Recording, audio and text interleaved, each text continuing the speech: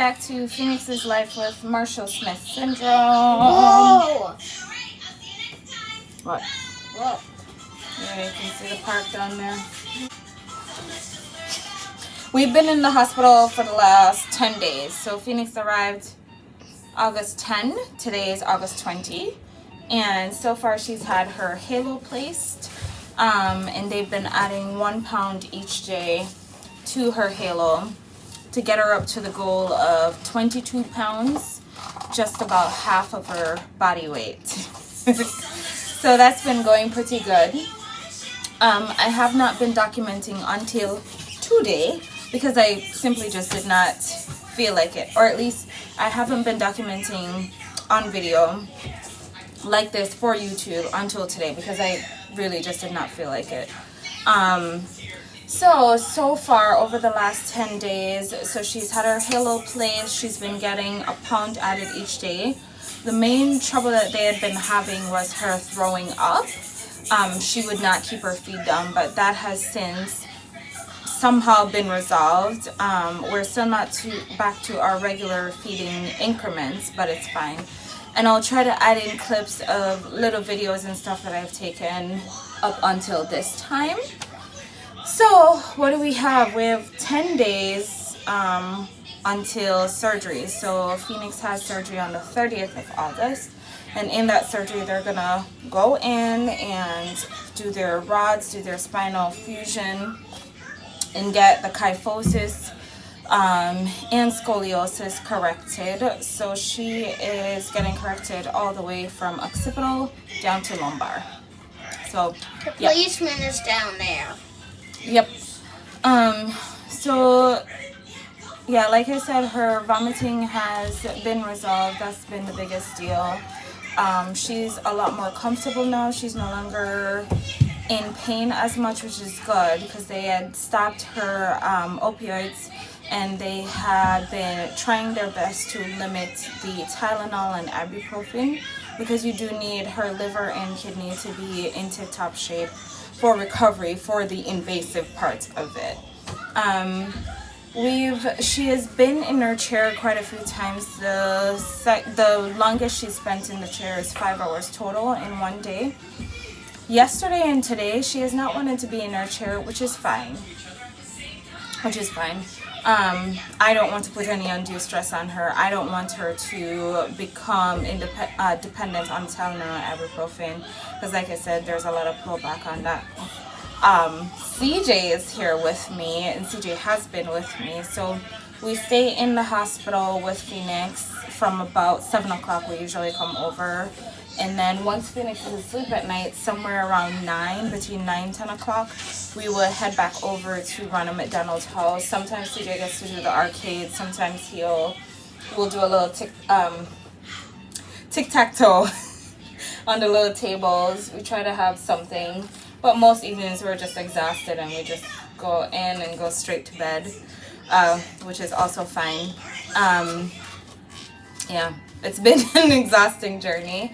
But we are almost there. We're almost there, and we're almost to, the other side of things where Phoenix can heal and we can go home. It will be my birthday party day. CJ's day when I can go home. CJ's birthday is on the 25th of August, and the plan is that his dad is gonna come and get him. Like a couple days after his birthday. And then he's gonna have his birthday party, a Pokemon theme birthday party. Next birthday party it will be Plants vs. Zombies. Your other one? He's already planning his next year birthday. So myself and Phoenix are pretty bummed that we won't be there for it, but we've gone through, we've planned his birthday party, and we're going to make sure it's the most epic birthday party ever. Dad's going to take lots of videos and make sure that I get to see as much as we can, right? Mm-hmm. Yeah. It is what it is. Just got to juggle, just got to make it through one day at a time. You want shaky eggs? Okay.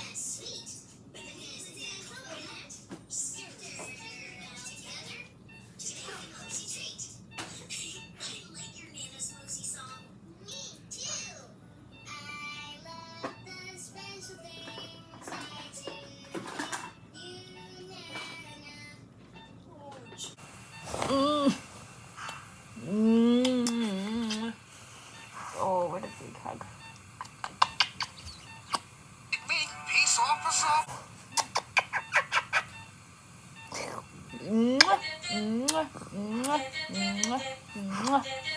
Put it ever. You can't get me.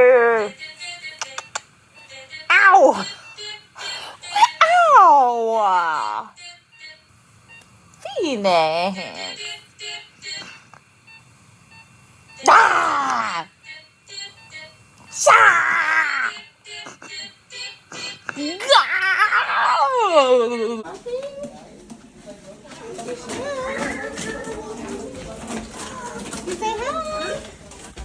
Hi, Fear. Do you love your chair ride? Yay! Hooray for the chair! This made me so emotional. That's so cool.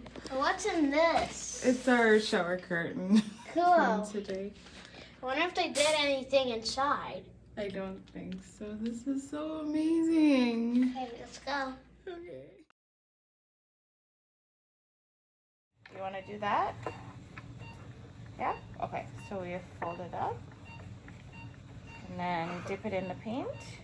And then you stamp it. There you go. Yay!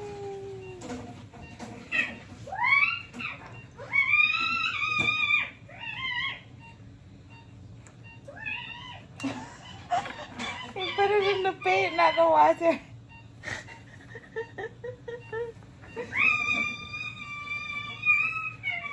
Girl. Oh. You dip it in the, nope, you dip your brush in the paint. Yeah. And pick a color. I like it. Oh, fair. Phoenix. Ah, baby, go, cheetah. There. You gonna find them? Here we go.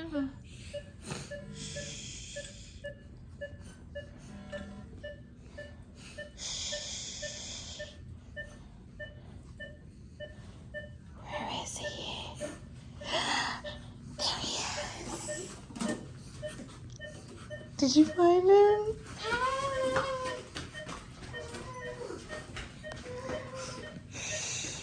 Well, it is the day.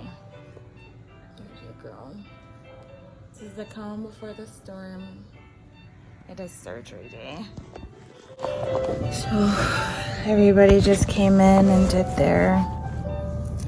got their consent forms, and anesthesiologist spoke with us and everything. So it's 7:35 in the morning. I came over here a little bit after 5 a.m. Of course, couldn't sleep all night. It's gonna be a long day. Surgery set for 8 hours.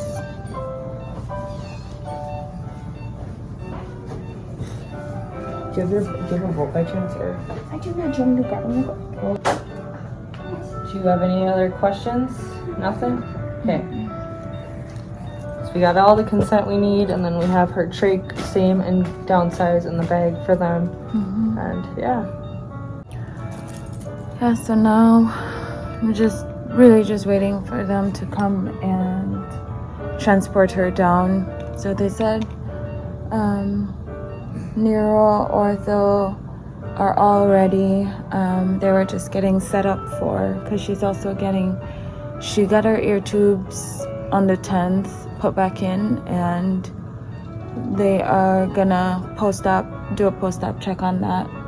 They're also gonna check out her trach because since she's under anesthesia, they'll check for any granulation tissue. They had treated some before, but just checking on it. And also, she had been getting these corneal scars returning, so ophthalmology is gonna take a look while she's under anesthesia. That way they can properly see without her fighting against it. So yeah. Hey, morning. Okay, so she was brought down to the OR at 8:30. and they made their first incision at 10:35. So all that time was spent doing the ears, the trach area, and the eyes. And so the majority of that afterwards was spent positioning her, which they told me ahead of time it would take quite a bit of work to properly position her, make sure she's safe. She is a very small child, so they were gonna be pretty innovative with how they would get her properly positioned. And then the entirety of the procedure is supposed to be 8 hours. So at 11:42, they said that they have now started the orthopedic portion of her procedure. So that means that the neurosurgery part of it was pretty much done, and now they're working on anything below the kyphosis area. So that was good. So far, everything seems to be going good. It is now 1:01 as I'm recording this portion. Yeah.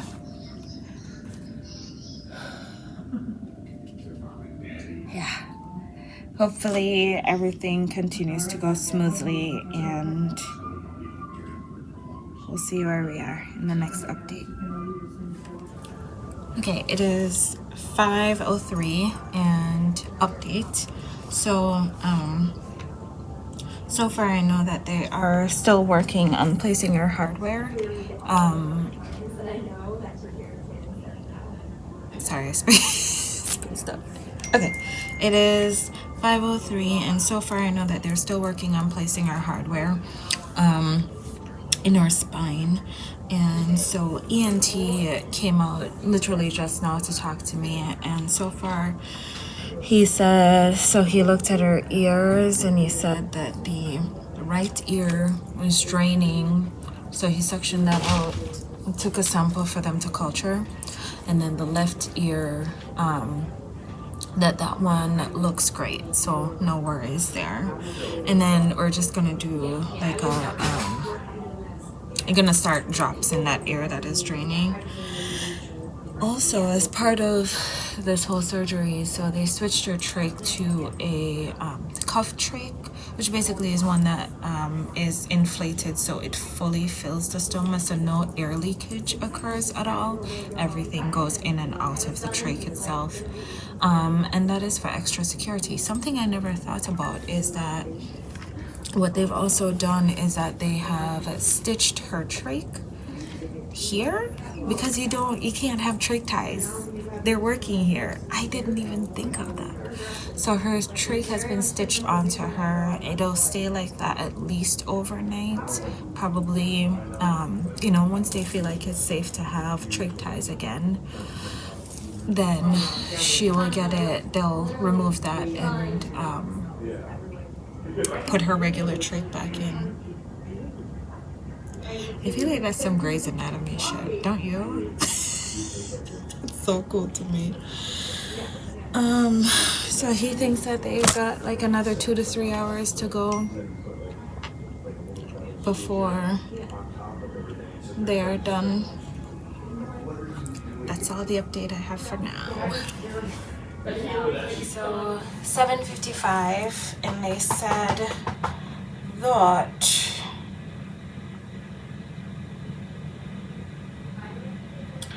at 7:55, last message I got said, we've completed the correction and are beginning to close the incision. Everything is still going okay. So looks like they should be done pretty soon. So now I'm back in her room, just waiting for her to come up, whenever that is. I don't know how long it takes for them to close, and then put her in recovery and then bring her up to her room. So we'll see. I'm excited to see her. It's definitely going to be an interesting night because they'll have to keep pain under control, and we'll see how she does. Okay, so Phoenix got back from the OR and she did pretty good. So the biggest thing, I just walked back across. It's 11:34. They were still working on getting all of her meds set up and stuff. So she's in great hands. So she got back from the OR, and so far she is doing great. She's doing really good. And so she got back from the OR probably around like, what was that, 9:30, somewhere about there. I'm losing track of time.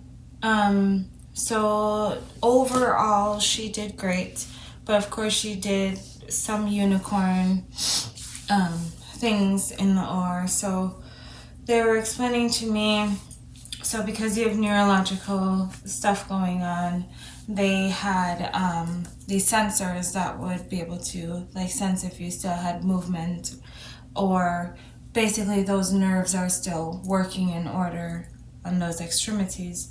So some of the things that they saw happening was that she would have function here, neurotransmission was happening in the hand, but not in the arm itself, like in the leg, on the thigh, but not in the foot itself, and vice versa. It would be on the right side, the left side. So, and he was saying, you know, it didn't make sense, but of course every time that would happen, they have to stop, they have to reassess, make sure everything is fine. They didn't hit something weird or compress something weird. So, you know, I think that was Phoenix's unicorn moments while in surgery. And of course that's a little bit scary because she went in with all those functions. You don't want her to leave without those functions. So they haven't fully responded yet, but there were, as she was coming out of anesthesia, they said a lot more had returned. So they're not super worried, but of course definitely want to keep an eye on that and make sure that all of her motor functions return. Pretty much they give her back to me the way that I gave her to them. Ortho is pretty happy. So she had a really big C curve, and you know, they pulled it all the way over and secured it in place. It was pretty fun to hear Ortho describe all the different things that he did. So there's a really good amount of hardware in there.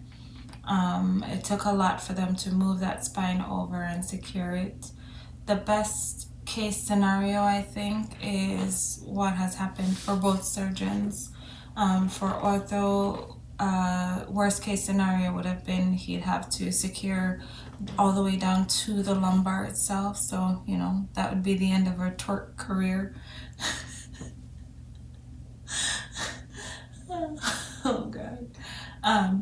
But they didn't have to go that far, so that was good. Above that was pretty good enough for them to secure too. And then same for neuro, but we won't really know just how much motion she will still have until, you know, recovery and stuff. Also, he did mention that they're thinking they'll probably brace her for about 6 weeks. And then after that, we should be good with no brace. You know, he'll see if the grafting took or did not take in this upper area here. So, you see it? Don't have a halo anymore. You see it? It's gone. Good morning. Okay, so I just got over here and the nurses talked with me briefly. So she has not been responding when we ask her to hold her hands, and she doesn't respond to tickling of the feet. So the doctor did say who could give us some time. She's very responsive in the eyes, as you can see. And yeah, so we'll just one day at a time from here. Right, baby? Okay, so where we left off was day after surgery, and right now when I'm making this video, it is 3 days post-op. So here's what happened. After realizing that she did not have her functions in her hands and feet, they did a thorough neurological assessment and found that there is no function whatsoever from the neck down. So then her neurosurgeon ordered an MRI to try and figure out where there is a misfire. And we found that in the cervical spine area, pushing up on the brainstem, there's a lot of swelling in that area. So her nerves are being compressed, causing her to be temporarily paralyzed. So of course, from the MRI, once they found that, she was taken straight to the operating room where they removed some of those fiber bands. So it's a series of different hardwares that she had in, and those fiber bands would have allowed her to have some form of flexibility in that cervical spine area. So that was one of the things that they could remove without reversing the straightening that they did. And then after that, they also removed a little bit of bone so that she could have more space. So they also removed some bone so that she could just have enough space to swell up without compromising her nerves and such. So that has been, so that's why they took her back to the OR on the second day. And then after she came back, you know, she gets these neuro checks every hour. So she has some responses in her legs where she pulls up the leg, and the hand and fingers are still kind of just on a little bit more than twitching, but you know, still where it's at. So for now, her neurosurgeon said it can take anywhere from days to weeks for her functions to return. So we're just being patient. I know she will have full recovery. I know all the prayers have already been answered. We really just have to let time catch up to that, right? So thank you so much for all your love, for all your support. We just need time for Phoenix to heal and for her to just get back to her normal, sassy, crazy, fun self.